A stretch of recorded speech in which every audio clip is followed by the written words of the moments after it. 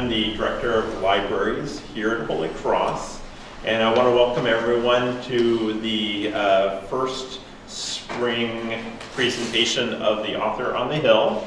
And today we have the pleasure of Ellis Jones.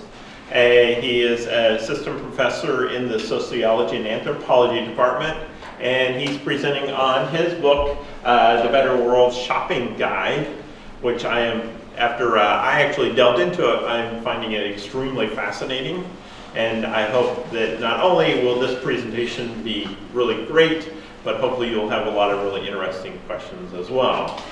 So Professor Jones has been here since 2009, and he got his PhD at the University of Colorado Boulder in 2002, also from the Department of Sociology. His area of interest, particularly related to this, is public sociology, which is a field that I did not even realize was a defined subcategory. So, especially being a librarian, I'm all about subcategories of everything. So I always find it interesting whenever I discover a new subcategory. So being able to see the application of that field to a topic that has led to the research and the book, I'm very fascinated, and I hope you will be too. So let's all welcome Professor Ellis Jones. Thank you. So, a few things that I will start with. I'm going to start by timing myself so I don't take too long.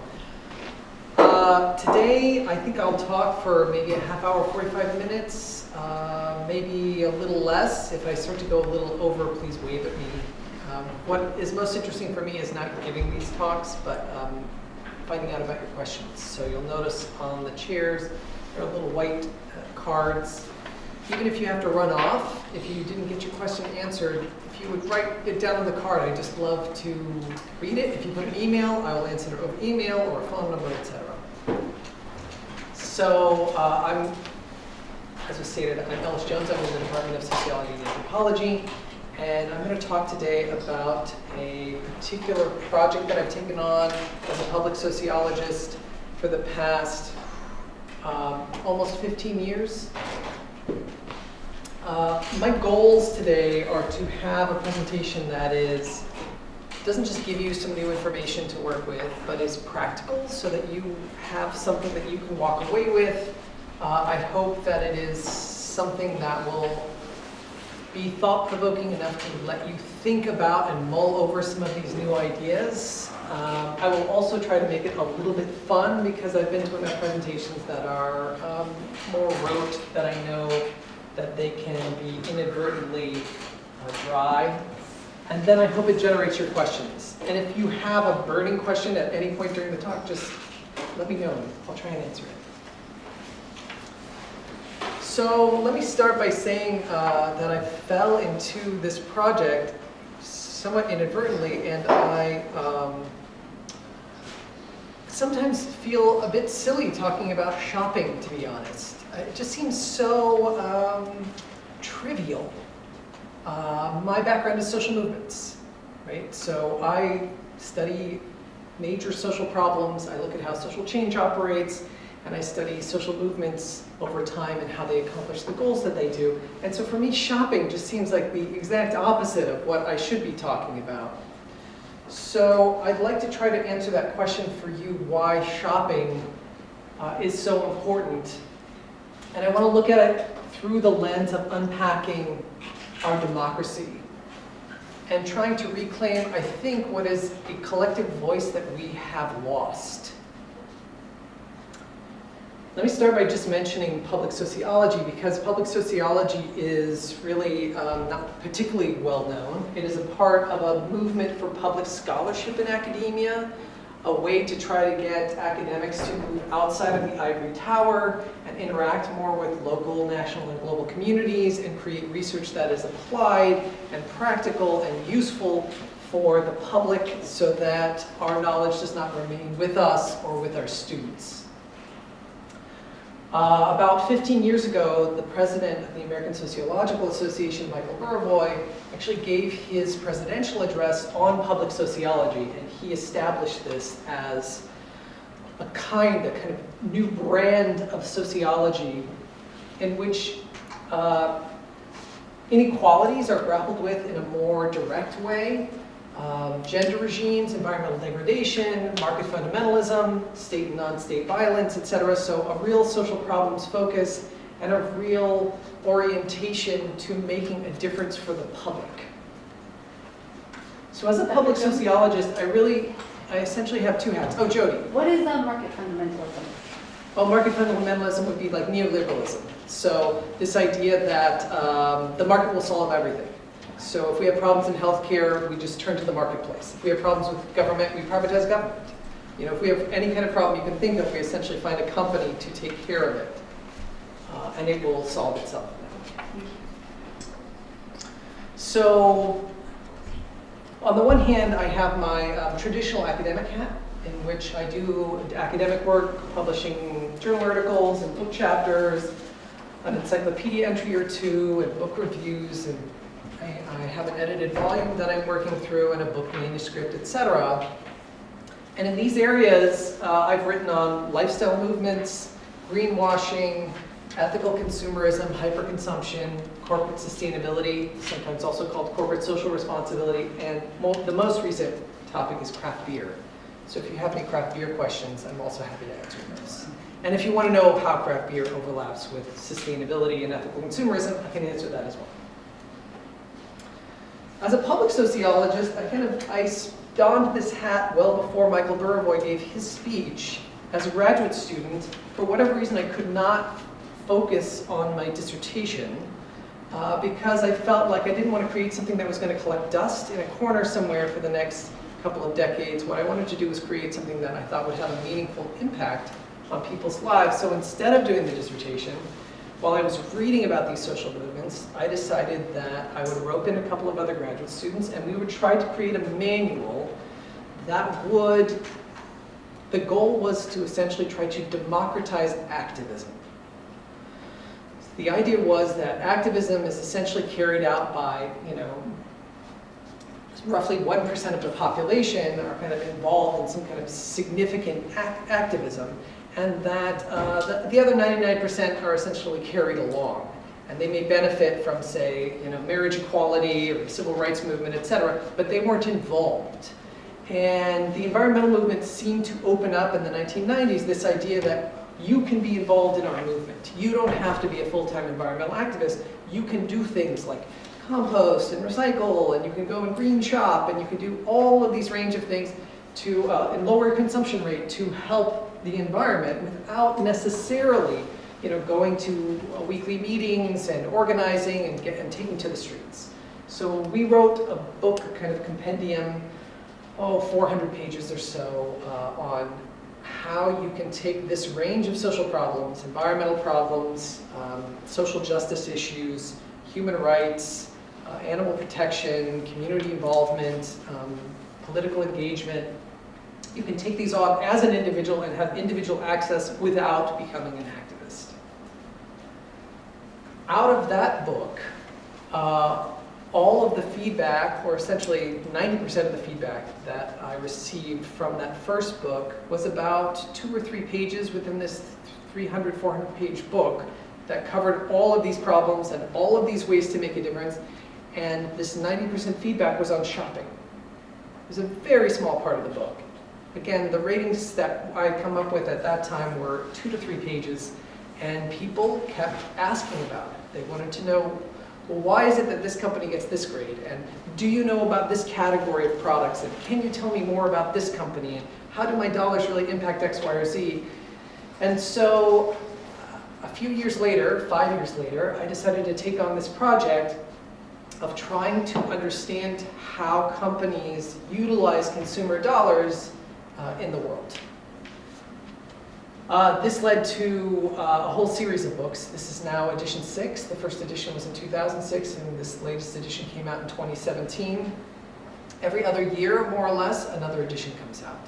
So now we have the Holy Cross Purple edition. It's not showing up quite, Holy Cross Purple, but this latest edition, number 6, is the purple one. The other thing, and more recently, that I started ever since I came to Holy Cross, and if you're a student of mine, you may be familiar with this, is I've started translating some of this work both in the classroom and in my own research into apps, so smartphone apps.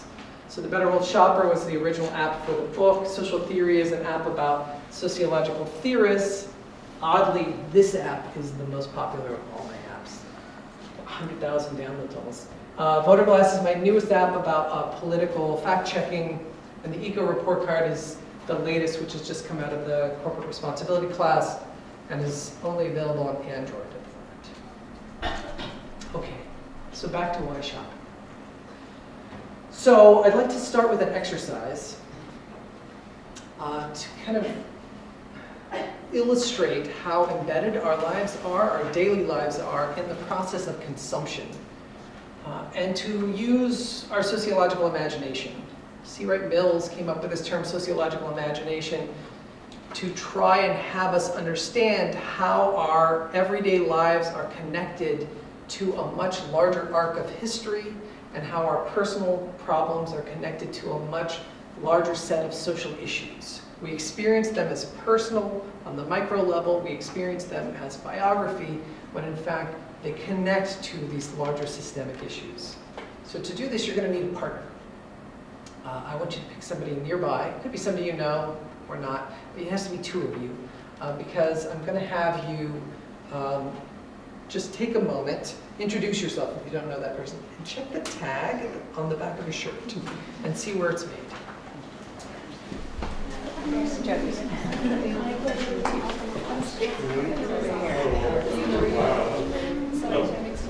Oh, yours is worn off. I can't tell. Sorry. It's in your outer shirt. Yep, totally worn off. Yeah, what about your jacket?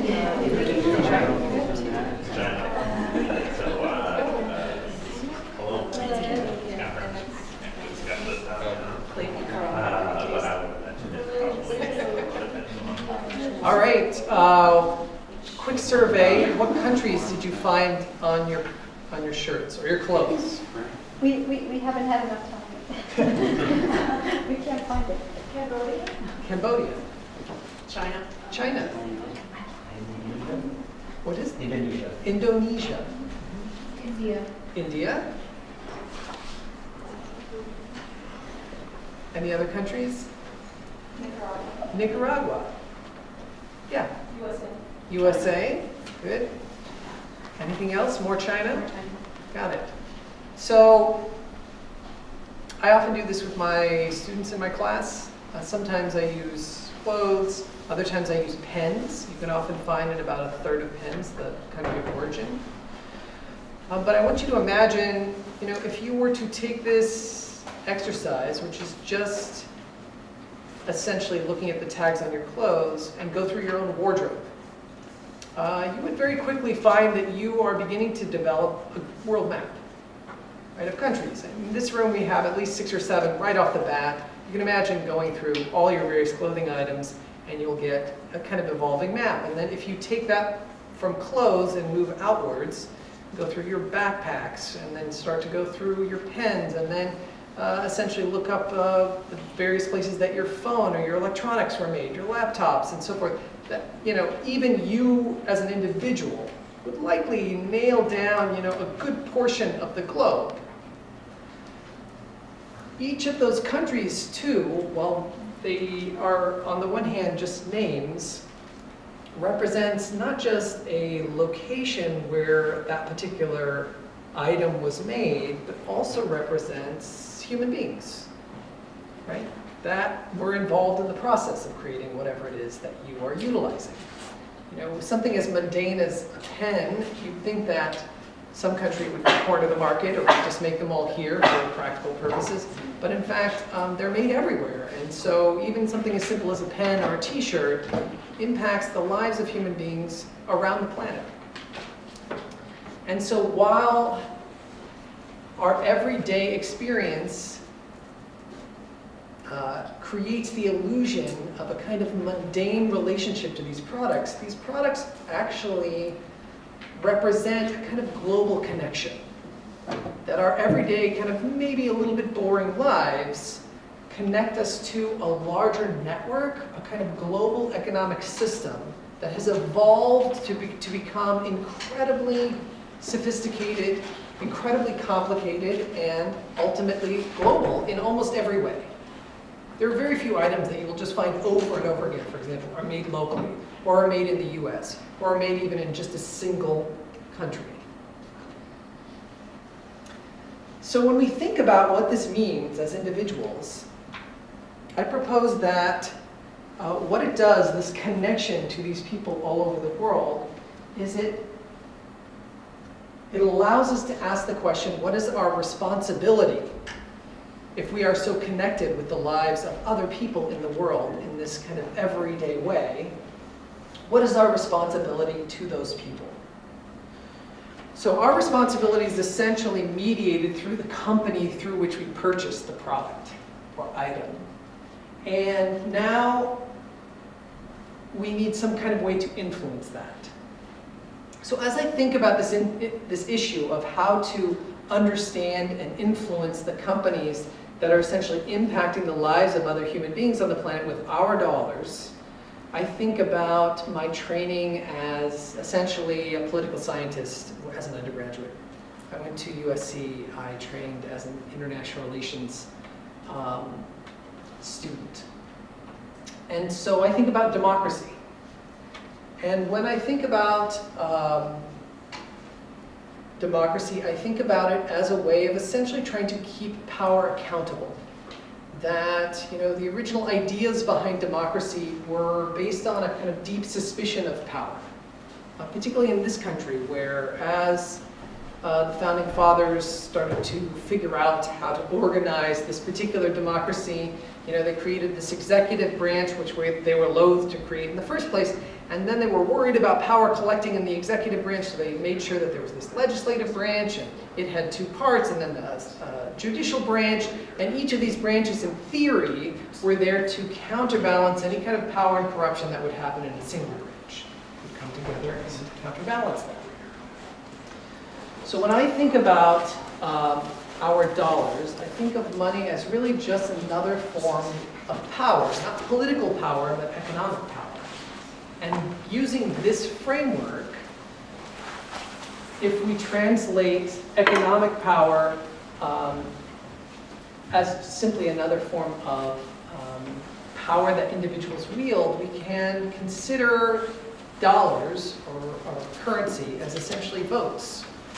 And under this framework, the average US family casts about 22,000 votes or dollars per year that directly impact global conditions. So this $22,000 is calculated outside of things like taxes, rent or mortgage payments, utilities, etc. So those dollars, most people don't have much choice over. But there's about 22,000 kind of median dollars that directly influence, that people have control over. And these $22,000, at first they may not seem like much on an individual or a family level, but it turns out that roughly 60 to 70% of the U.S.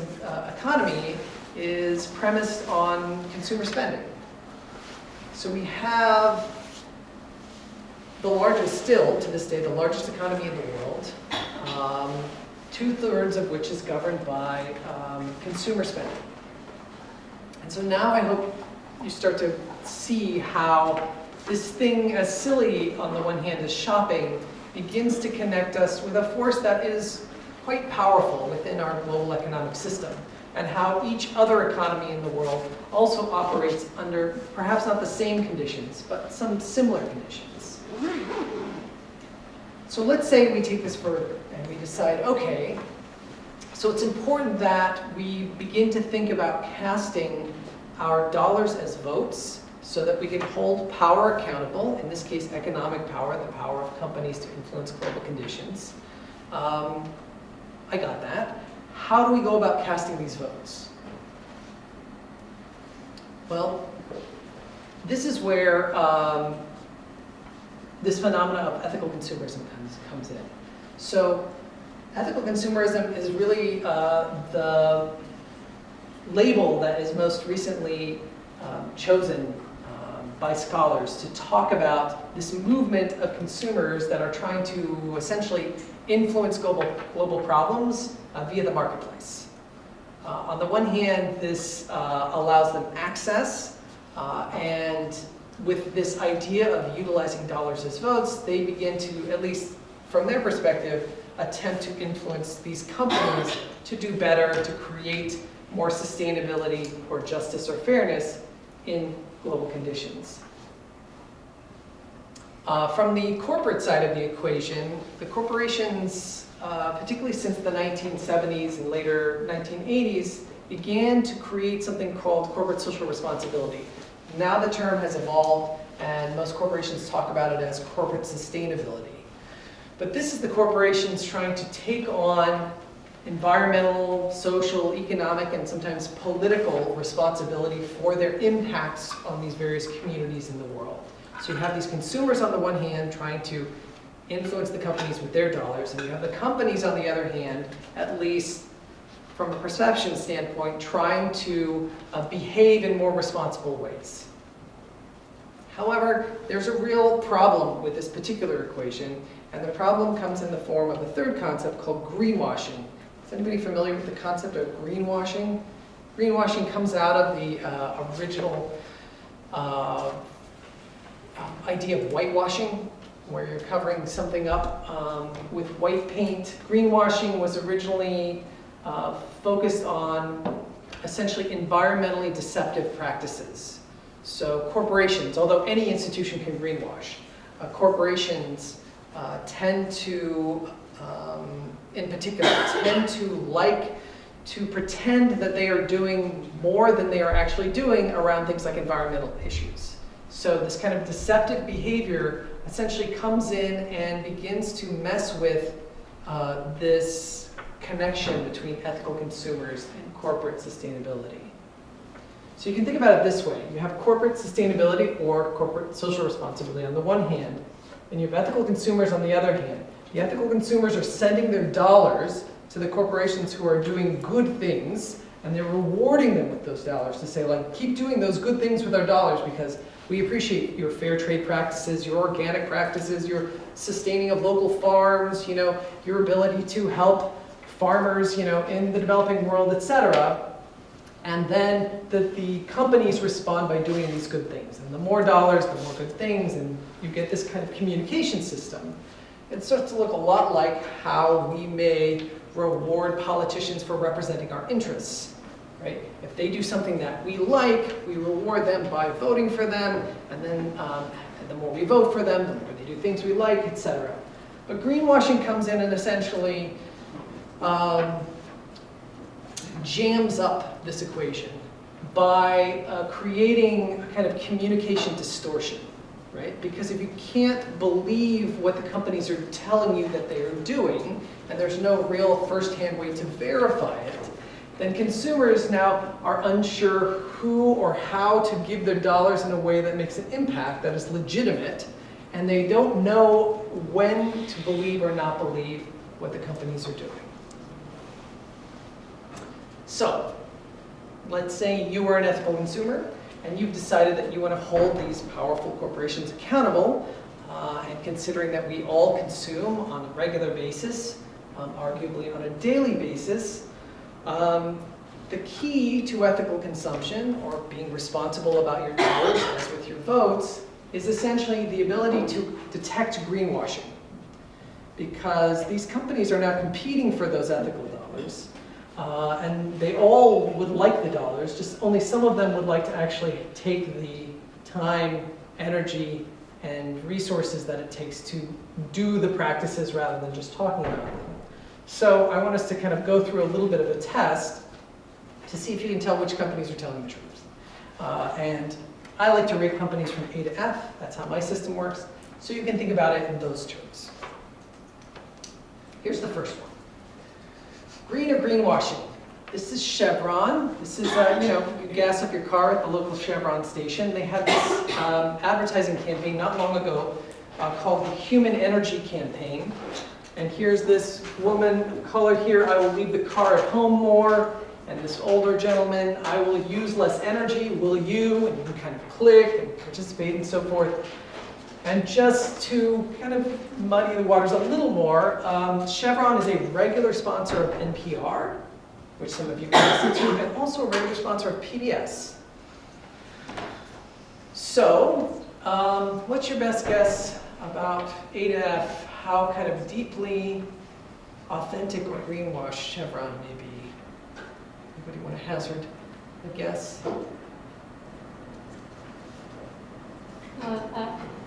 Yeah, F.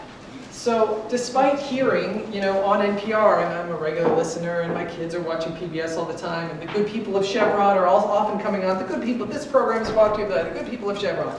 Well, they can't be that bad, right? Because they're sponsoring these things that are actually quite legitimate, and that I use, and that I like, and this kind of philanthropy really, means that, well, maybe I should give Chevron a second chance, and yet all the data that we have available publicly, all the government data, the nonprofit data, the private data that we can have access to, essentially has Chevron not just as an F, but in the bottom 1% of all corporations on the planet for their social and environmental practices. All right. Now, this one's a little different because these two are actually significantly different in their greenwashing practices. So you're going to the mall or you're online and you're trying to decide between getting a pair of say jeans or some kind of shirt, and here's Levi's, another ad, everybody's work is equally important, and then here's Macy's, and they start to tell you about how if you buy from them, they're packing with these new kind of biodegradable foam peanuts. You've seen these, they're made out of corn, so they literally, you can just run them under the tap, and they will degrade, and styrofoam is terrible. So we have this like non-styrofoam alternative here, and then we have this other campaign here. What's your best sense of the greenwashing in these cases? What kind of grade might you give these two? Any guesses?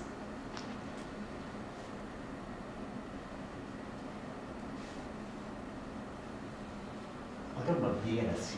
How's that? A B and a C. It's a better guess than most. The bottom line is, at least again, according to the data, Levi's is surprisingly high in its authentic social and environmental responsibility. Relative to most other companies, it's doing fairly well, kind of a B+ company, whereas Macy's is essentially kind of, again, scraping the bottom barrel at an F. I want you to notice how tricky it is. There's really no indicator in the advertisement that would lead you to understand it one way or the other. Like the Chevron might be easy because you think, well, petroleum company. Or maybe you've heard of Chevron campaigns that are anti-environmental, etc. So you know Chevron, but you might not know as much about Macy's. You might not know as much about Levi Strauss. Let's do an everyday example, and this one's useful for me in particular because I'm always forgetting my bottled water. Today I found an old jar in my office so that I wouldn't actually have to rely on my water bottle.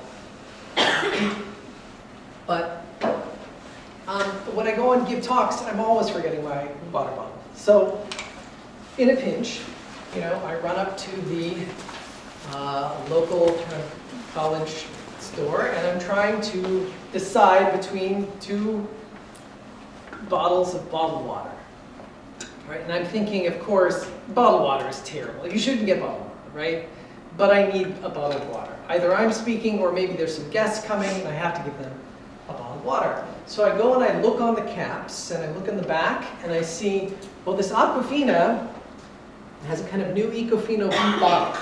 And this has 30% less plastic than the regular bottle. Well, that seems good, right? At least that's 30% less junk in the world, right? Microplastics and all those terrible things. But then I go over here to Dasani, and it has 30% plastic, but 20% of that 30% is coming from plants. And so now I'm thinking, well, I think that might be better. It's still recyclable, but the plants are now a non-petroleum resource, right? So now it's not extracting as much petroleum. So I'm thinking, well, so maybe Dasani is the way to go because it's plant bottle, because it would be better to get more petroleum out, but I can't quite tell which way to go. So I want to give you a sense of the research that I work on and how it generates these report cards. Aquafina and Dasani have these report cards accumulated over the last 25 or 30 years. Does anybody know, right, these are brands, the companies behind these two brands? Aren't they PepsiCo and Coca-Cola? It is, it's Pepsi and Coca-Cola.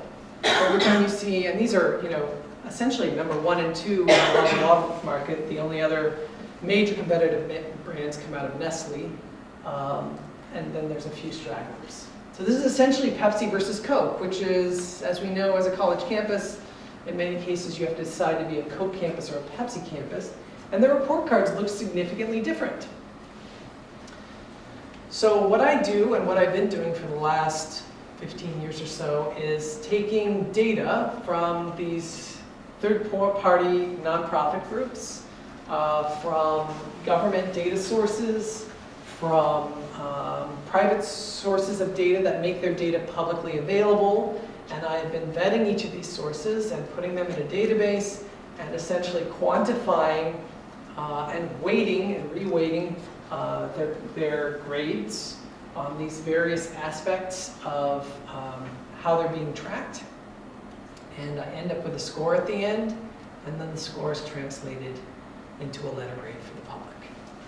Because the public doesn't really know what to do with numbers, and everybody knows the difference between a B and an F. And so surprisingly, again, right, Aquafina, from what we know, is significantly different as a company, or Pepsi, let's say, as a company, is significantly different, having a different impact on the world than Coca-Cola. Once again, I think what the important part not to miss here is that the labels themselves are essentially meaningless. So if you are trying to be an ethical consumer by looking at the products and deciphering the labels or deciphering the ads or somehow kind of reading the tea leaves, you're barking up the wrong tree. That the data is not available there, one way or the other. Obviously, your best bet is still tap water, right? We all know that. It's nice, we have a little fountain over here for refilling. In fact, the system also, as of 5 or 10 years ago, tracks water bottle container manufacturers, and one of your best bets is Clean Canteen. They're really expensive though, so even I don't have one of those. Okay, so as I pursued this research, one of the first things that I understood, both by studying social movements early on, and then essentially assembling that manual for the public to democratize activism, was that this project of sustainability is not just about the environment. This also maps along the lines of consumer groups and consumer movements and even consumer labels.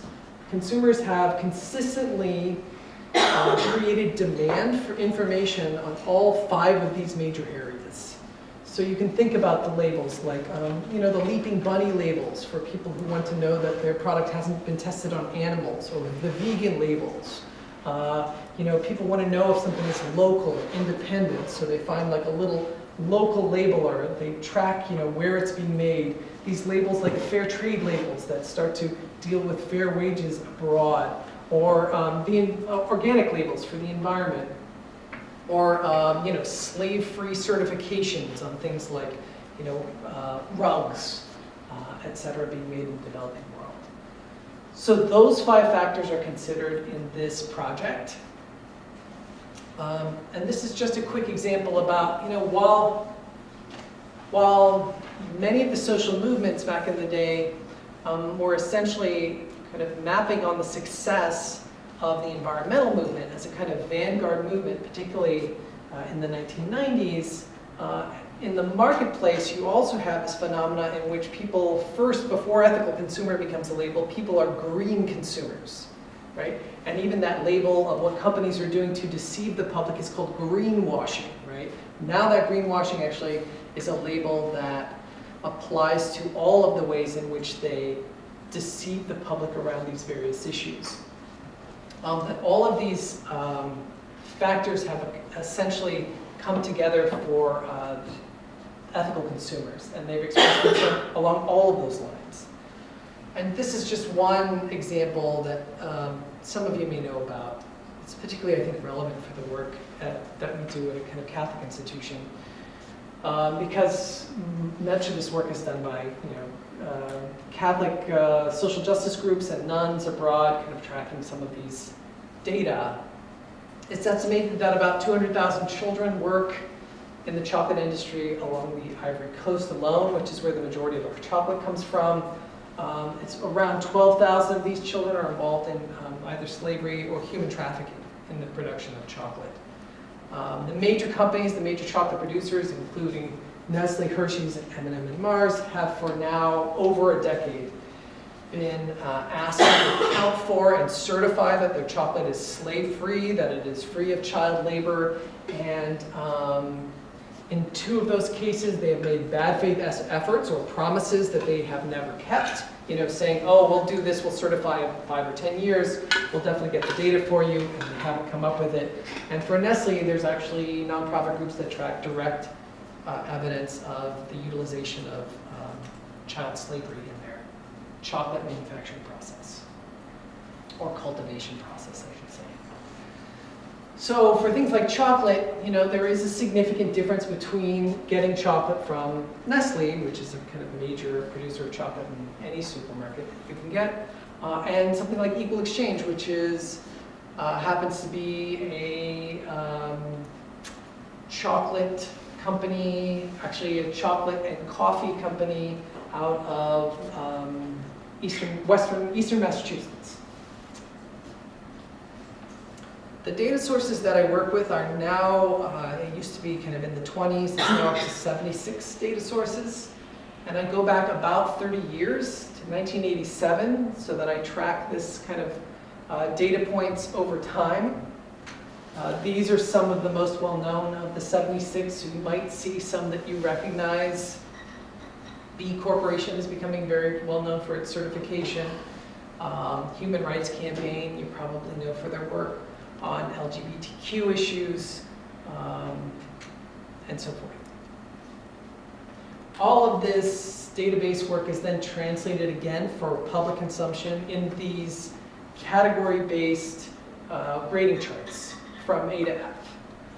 Often at the very top, I will kind of fudge that system slightly and leave the top category open for options that combine, while most of the system is focused really on the quality of the impact, right? The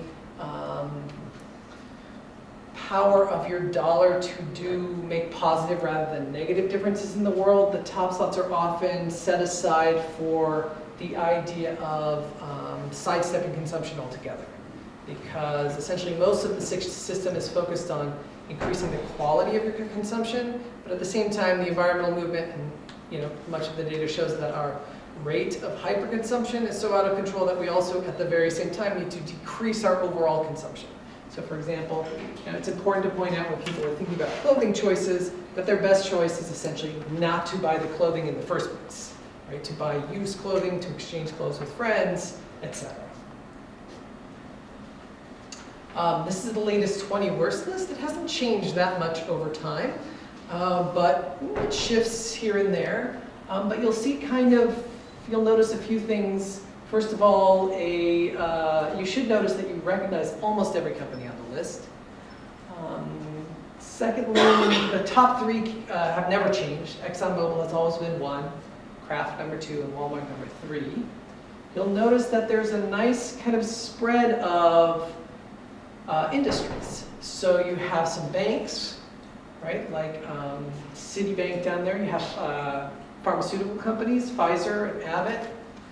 You have food manufacturers like Kraft and Nestle, big box stores like Walmart. You have phone carriers, Verizon, AT&T. You have technology companies like Microsoft or Comcast, with a media company, etc. the 20 best list is the top 1% of all companies in the database, which now includes just over 2,200 companies. You should notice first that many of these names you shouldn't recognize, unless you are yourselves kind of avid ethical consumers, in which case maybe you do recognize a lot of them. These tend to be smaller companies. They tend to be more obscure. They're definitely, in many cases, more expensive than their counterparts. And as far as I can tell, with all of that publicly available data, their impact has integrity behind it. You'll also notice, and this is, I think, part of what ultimately convinced me to start researching craft beer, the #1 company, it's just odd, and this happened fairly recently in the past few editions. The #1 company on the planet is now New Belgium Brewing, which is a craft beer company out of Colorado. I tell consumers where they can start on this process of ethical consumption, so I recommend starting where I think they will get the most impact for their effort, starting with changing banks that they utilize, changing the gas stations they go to, then supermarkets and retail stores, etc. That is kind of based on my behind-the-scenes sense of the industries and data.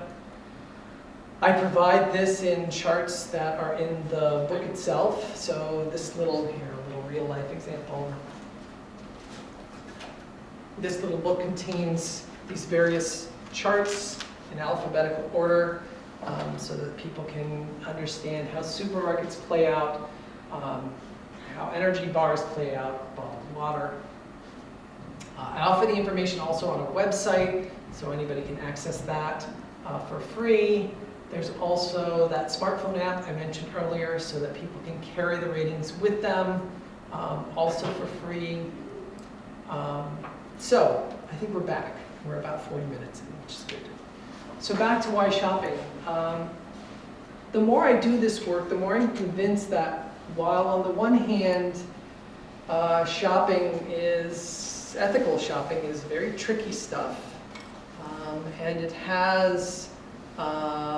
it is always questionable exactly what your impact is as an individual. Collectively, it is having a significant impact, and I think it is a way that we can deepen our understanding and our relationship with democracy, that we shouldn't underestimate the need for a thriving democracy in more than just our political sphere.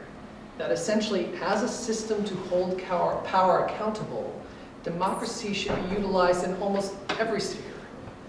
And in this case, without at least taking this first step of reclaiming a kind of economic voice in our economic system, we run the risk of having these fairly powerful institutions, globally speaking, take this and transform it into something that can otherwise undermine our own democracy.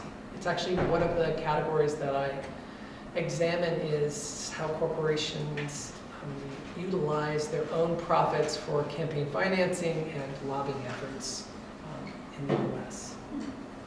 So I'll leave you with a quote about freedom of choice from C. Wright Mills. He is the sociologist who generated the concept of the sociological imagination that I mentioned at the beginning. That freedom is not merely the opportunity to do as one pleases. Neither is it merely the opportunity to choose between set alternatives. Freedom is, first of all, the chance to formulate the available choices, to argue over them, and then the opportunity to choose. And that's it.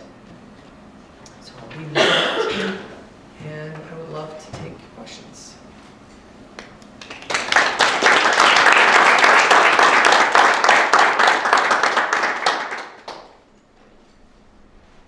So you know my question. Obviously, the number of data sources that you're pulling from, as you said, grew from 20 to 76 or 78. How are you processing all that data, knowing that it comes in different forms, and therefore how they characterize the company? How do you deal with all that data crunching? Good question. So I'm going to layer my answer. First of all, on the one hand, the data crunching is quite primitive in the sense that the whole database exists in just a giant clunky Excel file. So if you can just imagine how big and how many columns at this point it has and how many rows, every row is a company, every column is not just a single source of data, but that data over time. So every time they release data, and many of them release it year to year, like annual data releases, it goes through that. There is, I think I have a good slide for this at some point. And if you, so there's a few challenges that I need, that I need to bring in as a caveat before I get into the methodology. One is that most of the data that we need to make this system transparent is not available. So essentially what I do is I try to pick up pieces of the puzzle, like clues along the way from these various nonprofits, government agencies, and public sources of data. I pick them up along the way and organize them in the database. I also make sure that I never take data from the company themselves. So I will never scour through their own annual reports. I will never take data from their website. It always has to be third party. Every bit of third party data has to be vetted by me for some combination of, the reputation of the nonprofit or government institute, how the data itself was collected, how valid or representative the data might be, how far back the data goes, how kind of detailed the data is, how updated the data is. All of those become parts of the weighting system. There's also another part of the weighting system in which if the data is comprehensive, if it's looking at a big picture of a particular company or set of companies, I weight it more heavily. If it's just looking at, say, environmental impacts, it gets less weight. Some look at even a smaller kind of sliver. Some just like Greenpeace's kind of toxic electronics indexes focus mostly on the toxic materials in the manufacturing process, much of which are kind of plastics and metal focused. And so that becomes like, a solid bit of research, but the weight is kind of pared down so that it reflects, its smaller kind of sliver of the overall responsibility. There's also the question of kind of tracking direct and indirect relationships between companies and their subsidiaries. So some of that has to be taken into account for weighting. So sometimes a larger company owns bits of a smaller company, or vice versa. Let me see, I have another, I think, slide here that looks at some of the actual weights.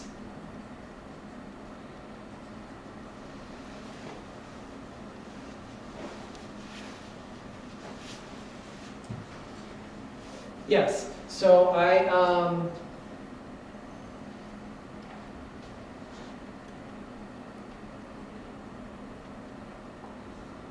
there we go. So it's public-private, nonprofit sources. They have to be accessible and transparent for verification. I often look for verification from other nonprofit sources that utilize that or refer back to the original source. And then from year to year, every time I publish a new edition, I don't just update the data, but I reweight the data. Because I'll find new data sources that come in and tell me more about, say, animal rights, or more about, political contributions, and then all of those other data have to be reweighted to adjust for the new data. So there's a constant kind of like adjusting of the system. It's kind of it's a real combination of art and science at this point, right? There is no like particularly good mathematical way to calculate exactly how things are weighted. There just are like 7 or 8 major factors that need to be considered as I consider the weight for every point of data. Yes. I have 2 questions actually, and one is about the labeling. I mean, I was so struck when you were showing the 2 different bottles of water about how manipulative some of the marketing then can be, because like the Bassani bottle even had like a green top on it. Mm-hmm.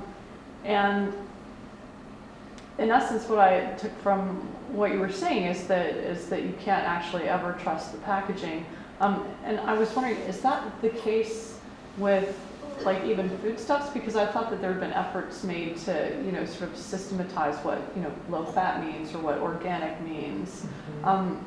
And I was wondering if that if there's certain kinds of goods where the labeling means more or can be more trusted.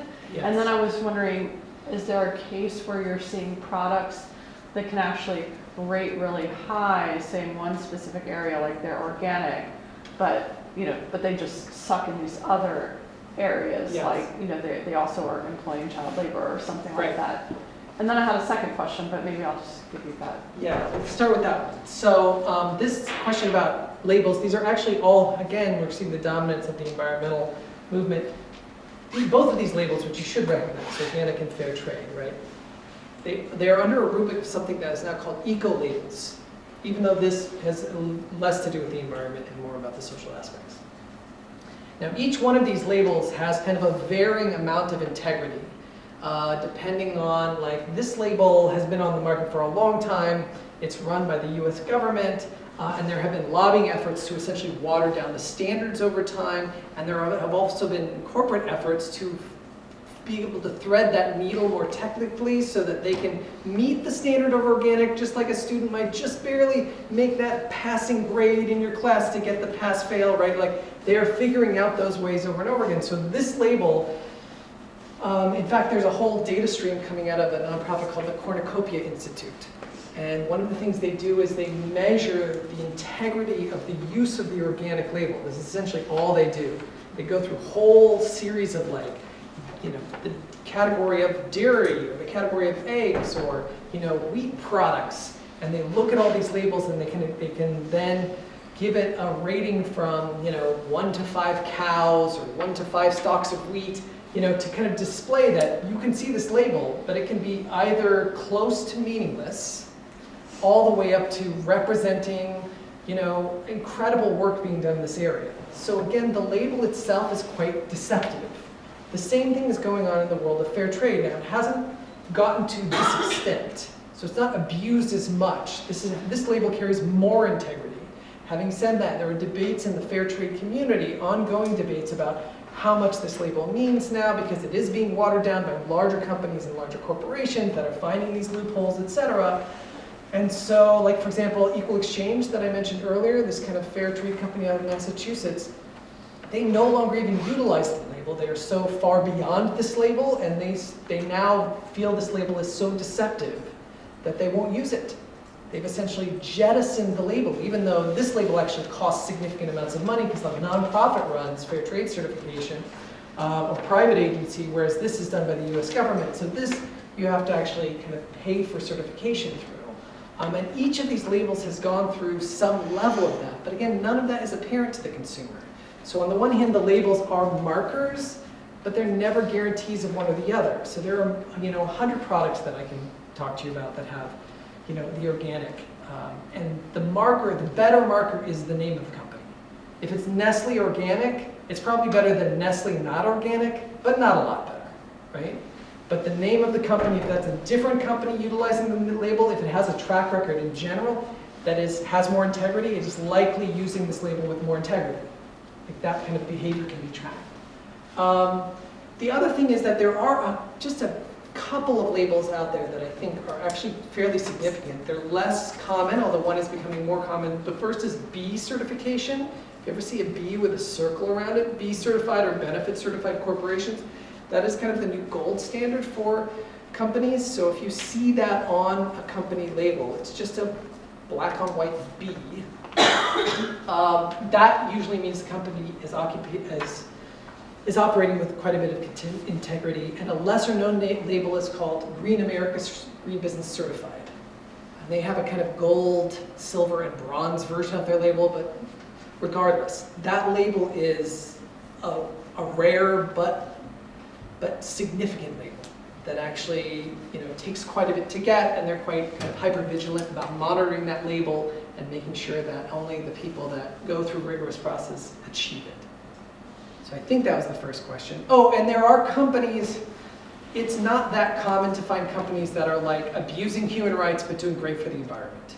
This often comes up, people wonder if they're kind of, usually if they're doing one thing wrong, they're usually doing a lot of things wrong. It's very rare that I've ever come across a company that is schizophrenic in that way. You're either deciding that it's a high priority, or they don't really know which way to go, or they just forget about it and it's all about profit.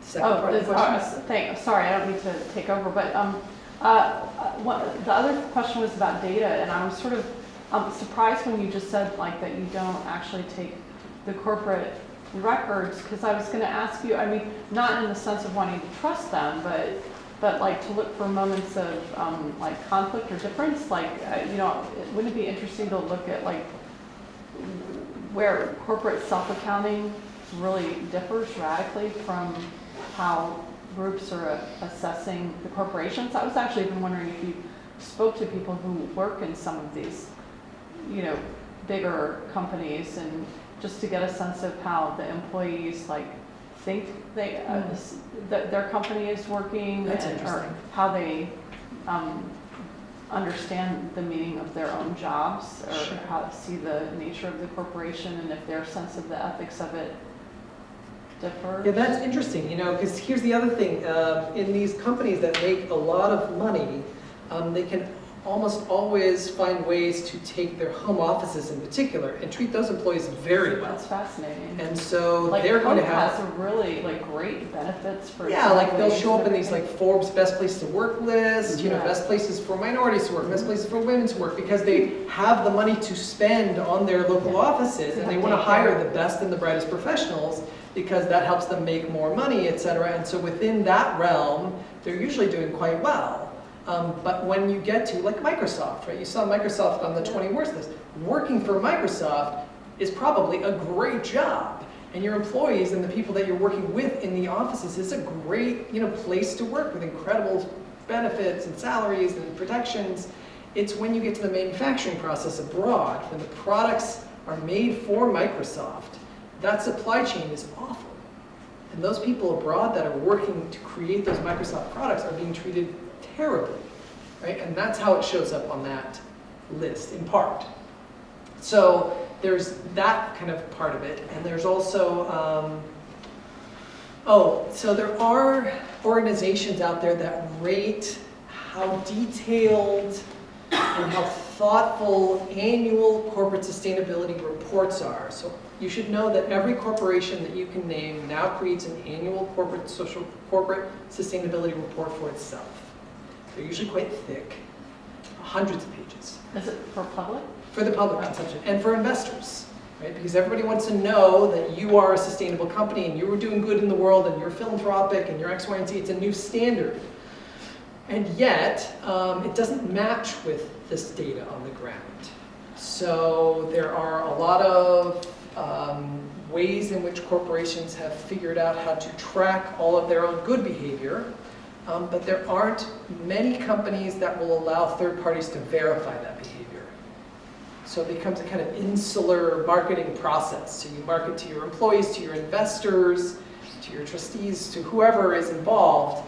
And outside that, there's no outside verification. And there's no relative comparison. So even like Coca-Cola with Pepsi, they won't release the data to each other to see like who's doing better on X, Y, and Z. They prefer just to control it themselves. And hope that, you know, they look as good as their competitor does. When you were doing research for the shopping guide, was there a certain category that was particularly difficult to find unbiased information for? Yes. So the category that flummoxed me for the longest time was banks.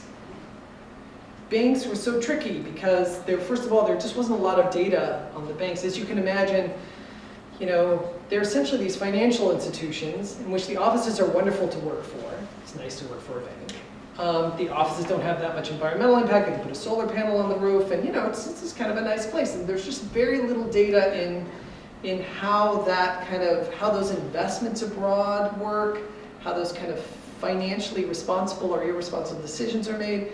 So I would dig and dig and dig, and I got very kind of light data on that industry. But I took the kind of sprinkles of data that I had, because some industries are just like the petroleum industry. I mean, that's a terrible industry, but the data is deep. You can dig through that forever. Decades of nonprofits tracking these petroleum industries. So So that is good, solid data, but this had this kind of sprinkling of data. And so I did the best I could with these little bits of data. I ranked them, from what I could tell, from P to F. And then the financial collapse happened. 2007, 2008, right? The financial crisis. And the funny thing is that while I was essentially tracking what I could tell about the social and environmental responsibility, had really nothing to do with fiscal responsibility. It's just not something that's on my radar. Every bailout bank that showed up on the bailout list, where the American taxpayers essentially, handed over the money to those banks, were essentially the bottom of the barrel on the responsibility lists. The responsibility data essentially tracked the financial responsibility data. So I found this really fascinating, right? Because I was really worried at some level about how my data was so light in this one industry. And then I felt so much better about myself when I saw all the bailout lists and the kind of worst, kind of offenders all showed up at the bottom of the rankings. So I think we have time for one last question. Great. Yeah. This question's a two-parter, unfortunately. My first question is, like you said, a lot of the worst companies are bigger, and they've also been around a lot longer, just because Macy's is around for so long.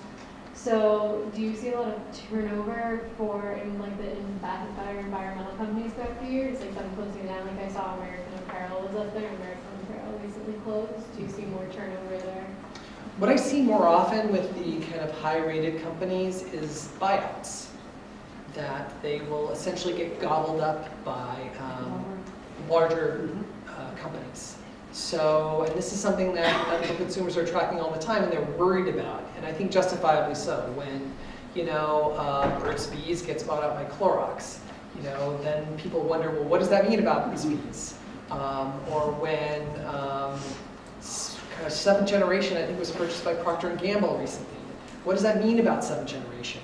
And so this is also something I've had to wrap my head around in the database. And what I do is I essentially wait for the data streams to change. So I don't make any judgment like, oh, you've been bought out, now you're terrible. What I do is I wait to watch the data stream. It means it's slower and less responsive, but it takes its time. And as the data stream either dries up or starts to go south, the grade starts to fall naturally by itself. And in some cases, like for example with Ben & Jerry's, which was one of the first very big cases, Ben & Jerry's was bought by Unilever way back when, maybe in the 90s.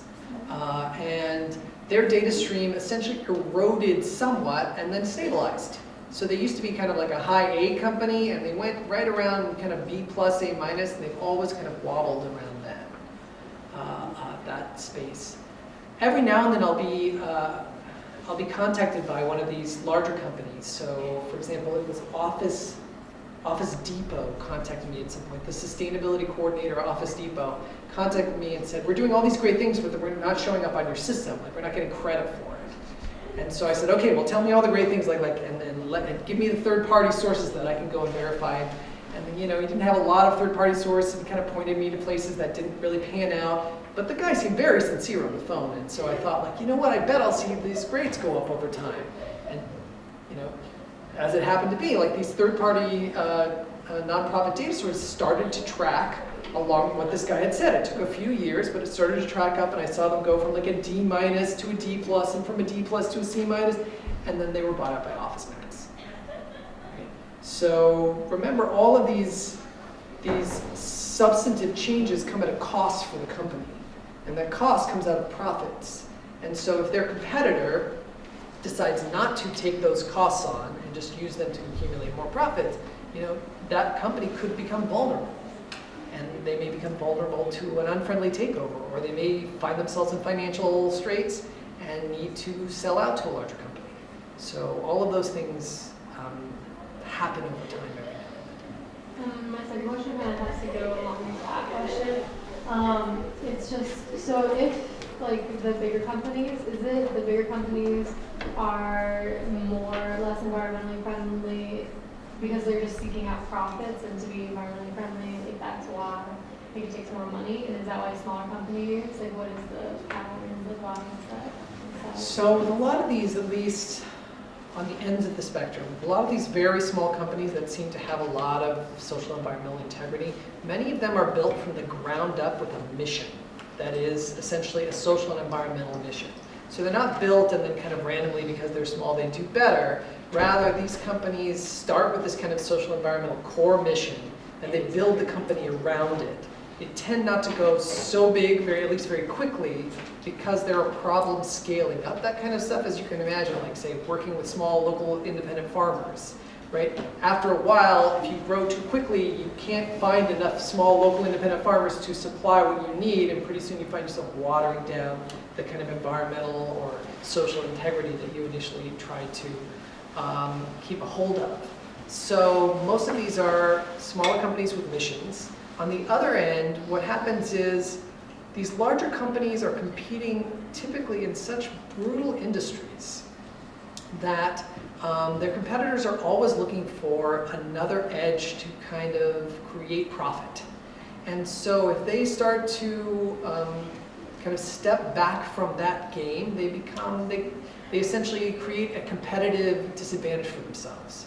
And they're likely to not be in a place where they can compete at the same level, and then they're squeezed out of their own markets.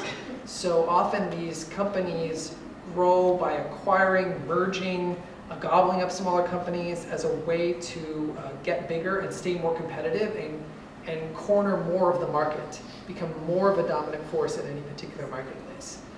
And this is also why I find craft beer interesting, right? Because you have these dominant beer producers for the longest time, these macro brewers who essentially cornered the market for most of the beer, and then suddenly these little craft brewers show up and they don't necessarily have these core missions there, but they have a different ethic coming together. And while they only still, to this day, as hot as that market is, still only have maybe 12% of the marketplace, they have something like 25% of the profits. In part because they're creating stuff that people are willing to pay more for. And that's the advantage of these, and part of the reason these smaller companies are being gobbled up so readily by the larger companies is not because they have integrity, but because they're incredible profit generators, because ethical consumers are willing to pay for their values. They're willing to pay the environmental premium, they're willing to pay the social premium, and that means that these otherwise margins that have been competitively made quite thin over time, like in the supermarket, suddenly widen, and then these smaller companies take advantage of that. Thank you so much for